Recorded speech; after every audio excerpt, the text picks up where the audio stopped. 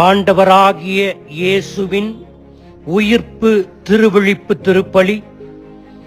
நற்செய்தி பகுதி லூக்கா பிரிவு 24 அருள்வாக்குகள் 1 தொடக்கம் 12 வரை.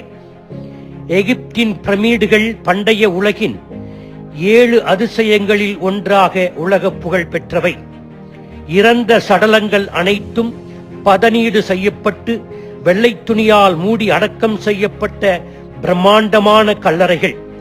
எகிப்திய பிரமிடுகளை ஆயிரக்கணக்கானோர் பார்வையிடுகிறார்கள். இங்கிலாந்தில் உள்ள வெஸ்ட்மின்ஸ்டர் அபே என்ற இடமும் யாத்ரீகர்களுக்கு புகழ் பெற்ற இடம். ஏனென்றால் இங்கிருக்கும் கல்லறைகளில் அடக்கம் செய்யப்பட்டுள்ளவர்கள் பிரபல எழுத்தாளர்களும் தத்துவ இயலாளர்களும் மிக பிரபலமான அரசியல் தலைவர்களுமே. இங்கும் ஆயிரக்கணக்கானவர்கள் வருகை தருகிறார்கள். ஆனால் எருசலேமில் உள்ள The Shrine of Holy Sepulchre புனித கல்லறை திருத்தலத்தை தரிசிக்க உலகம் எத்திசையிலிருந்தும் ஏராளமான திருப்பயணிகள் அன்றாடம் வருகை தந்த வண்ணமாகவே இருக்கிறார்கள்.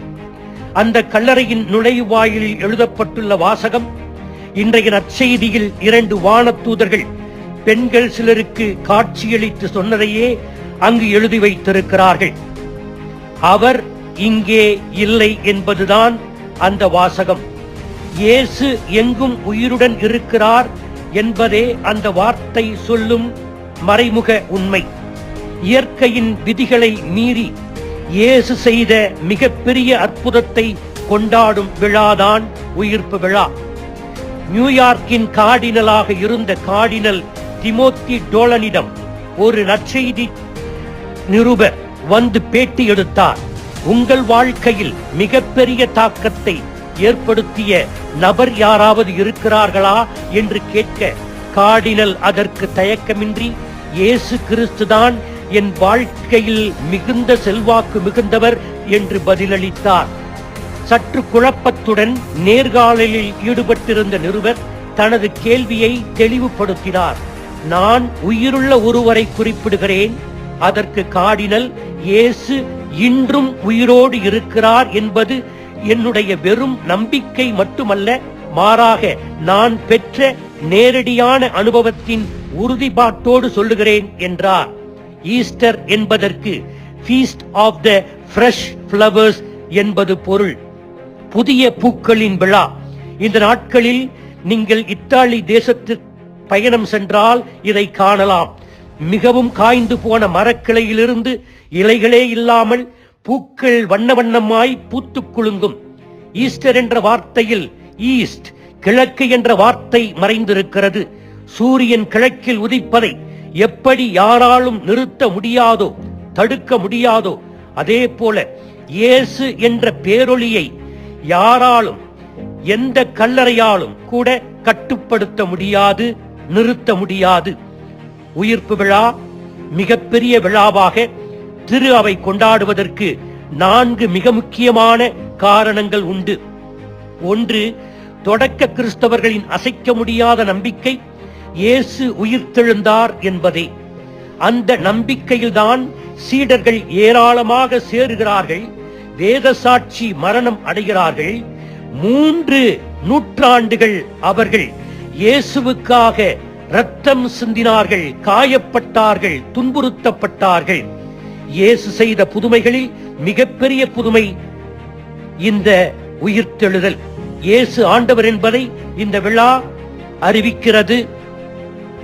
1 கொரிந்தியர் 15:14 கிறிஸ்து உயிர்த்தெழுந்திராவிட்டால் எங்கள் போதனை வீணாகி இருக்கும், உங்கள் நம்பிக்கையும் வீணாகி இருக்கும். ரோமையர் 10:9 ஆண்டவராகிய இயேசுவே உயிர்த்தெழுந்தார். திருத்தூதர்கள் அனைவருடைய போதனையின் மையக்கரு கெரிக்மா இயேசுவின் உயிர்ப்புதான். 2, கிறிஸ்துவின் உயிர்த்தெழுதல் நமது சொந்த உயிர்த்தெழுதலுக்கும் ஒரு உத்தரவாதம். லாசரின் கல்லறையில் இயேசு மார்த்தாவுக்கு உறுதியளித்தார், நானே உயிர்த்தெழுதலும் வாழ்வுமாய் இருக்கிறேன். என்னிடத்தில் நம்பிக்கை கொள்கிறவன் இறப்பினும் வாழ்வான். யோவான் 11:25-26. 3. உயிர்ப்பு விழா நம்முடைய வேதனை, சோகம், கண்ணீரின் நேரங்களில் நமக்கு நம்பிக்கையையும் ஊக்கத்தையும் அளிக்கிறது. சோதனைகளை எதிர்த்து போராடுவதற்கும் தேவையற்ற கவலைகள் மற்றும் அச்சங்களிலிருந்து விடுபடுவதற்கும் நமக்கு வலிமையை தருகிறது இந்த விழா. 4. உயிர்ப்பு விழா நாம் செய்யும் இறைவேண்டலுக்கு அர்த்தம் தருகிறது. உயிர்த்த இயேசுவின் உயிர்ப்பின் பிரசன்னம் நம்மை சுற்றிலும் இருக்கிறது. திரு அவை இறைச்சமூகத்தில் இருக்கிறது, நற்கருணையில் இருக்கிறது, விண்ணில் இருக்கிறது. எனவே நாம் சமூகமாக மற்றும் தனிப்பட்ட விதத்தில் ஏறெடுக்கும் வேண்டல்களை உயிர்த்த ஆண்டவர் இன்றும் கேட்டு பதிலளிக்கிறார் என்ற நம்பிக்கையும் நமக்கு இருக்கிறது.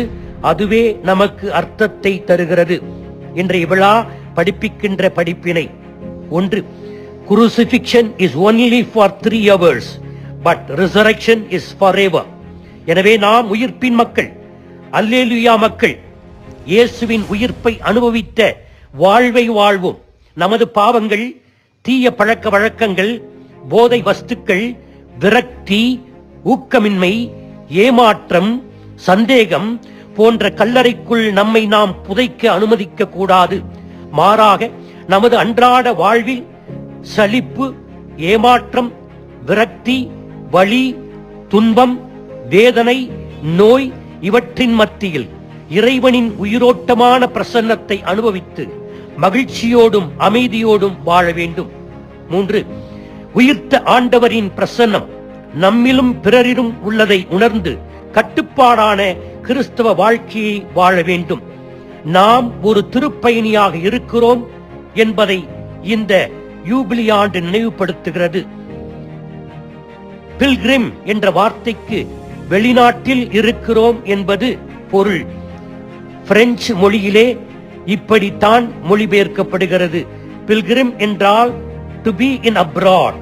எனவே நாம் இருக்கின்ற உலகம் வெளிநாடாகும். பாரிஷ் என்கின்ற வார்த்தைக்கு கிரேக்கத்திலும் லத்தீனிலும் பரோக்கியா, பயணிகள் என்பது பொருள். எனவே நாம் வெளிநாட்டில் இருந்து நம் தாய் நாடான விண்ணகத்தை நோக்கி பயணம் செய்கிறோம். எனவே உயிர்த்த ஆண்டவரில் நம்பிக்கை வைத்து பயணம் செய்வோம், ஆண்டவரில் இணைவோம். உயிர்த்த ஆண்டவரின் பிரசன்னத்தை எல்லோருக்கும் கொடுப்போம். ஆமீன்.